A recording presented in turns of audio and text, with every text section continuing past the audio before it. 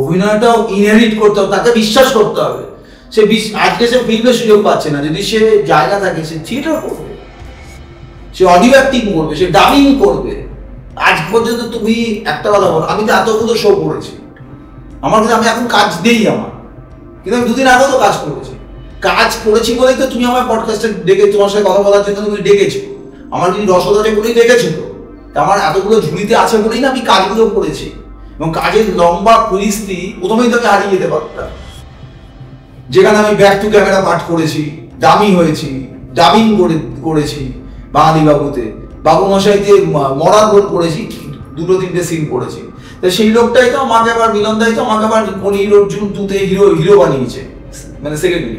আমাকে তো সন্দীপ চৌধুরী, মানে যে আর কি আমাকে বুকের মধ্যে আগলে রেখেছিল, অঞ্জন চৌধুরী ছিল, প্রচন্ড ভালোবাসতো।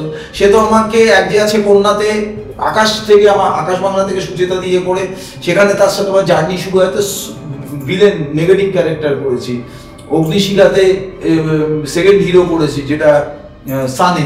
তো এই কাজটা তো আমি তো ছিলাম junior artist, back to camera. তো জার্নিটা আমার যদি কিছু না থাকতো, লোকে তো নিত না, আমি স্পার্কও দেখাতে পারতাম না।